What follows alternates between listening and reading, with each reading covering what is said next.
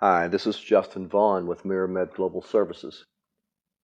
Our article for today is entitled No Place Like Home, Analyzing the Hospital at Home Model. Let's begin. There is a movie comedy set in rural Louisiana where a woman goes into the hospital and her son, wanting to make her as comfortable as possible, fills her oversized suite with the rustic reminders of home, including the family's live-in mule. Though silly and over the top, the scene does point to the fact that patients have a hankering for home, would rather be at home, and may even have a better shot at defeating disease from home.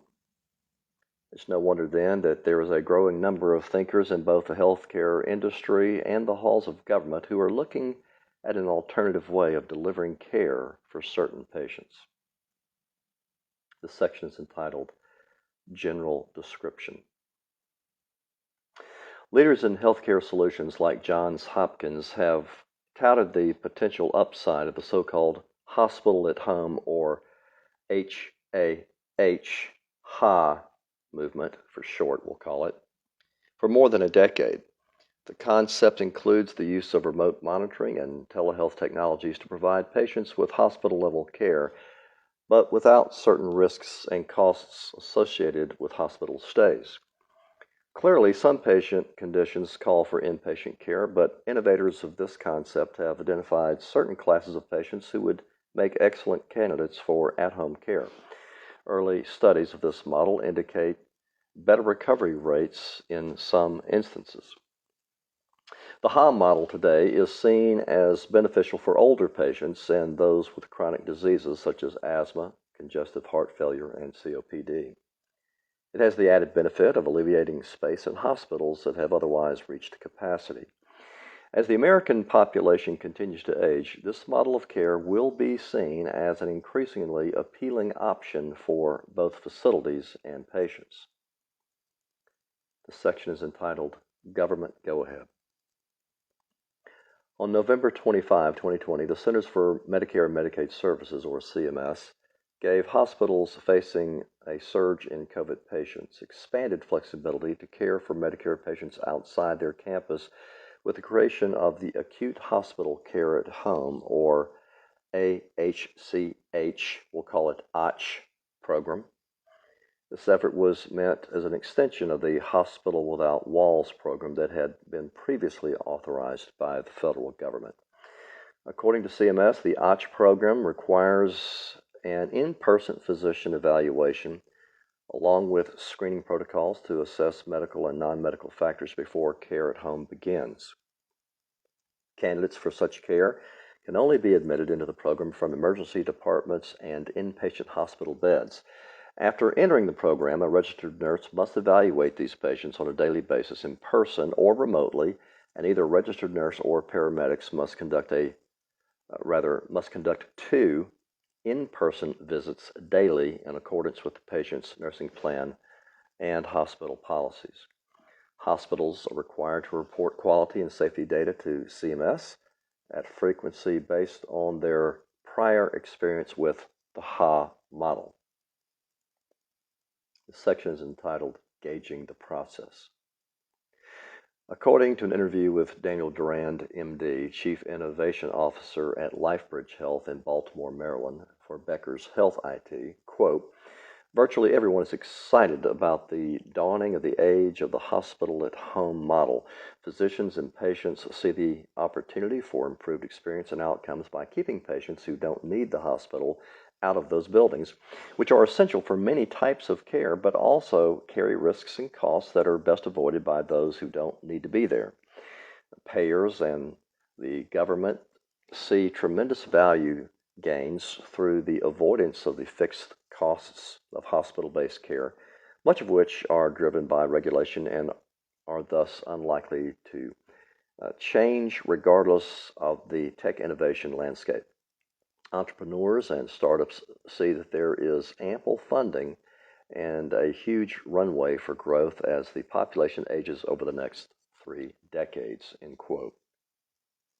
Dr. Durand went on to stress that innovations in remote monitoring and point-of-care diagnostics are rapidly expanding and that advancements in sensor technology, miniaturization, and machine learning will allow for real-time remote monitoring of physiological parameters that traditionally can only be measured with costly hospital-based labs and equipment.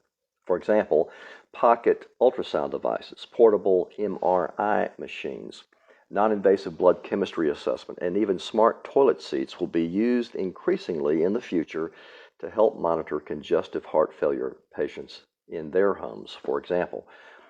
Now, this all sounds wonderful and quite promising, but how does a hospital go about creating such a program as an adjunct to what they're doing at their main campus? The section is entitled Getting Off the Ground. We've established the benefits of the HA concept, and we've indicated this model is likely to be increasingly pursued in the days ahead. The question is your facility ready to implement such a program? That is there a sufficient patient population base that would benefit from HA, and would HA be financially tenable? If so, what are the next steps? Here are some items to consider. First, you will need to identify and invest in supplies and equipment for HA. There are websites that provide examples of the kinds of items being used in current HA programs. Your IT managers, so this is second, your IT managers will need to determine the best way to network systems such as remote monitoring and other digital technologies so the data can be shared with clinical staff at the hospital and retained in the patient's chart. Third, you will need to identify nurses and paramedics who would be able to make in-home visits, as well as nurses who would be responsible for the required initial evaluation.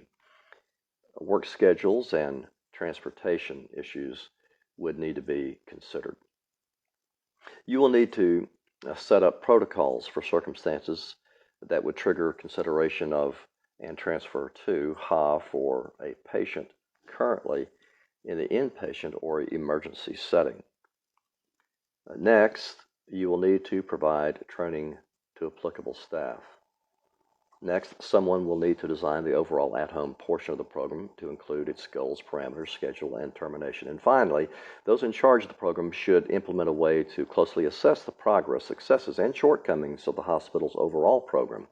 These findings should be used to improve outcomes and efficiencies.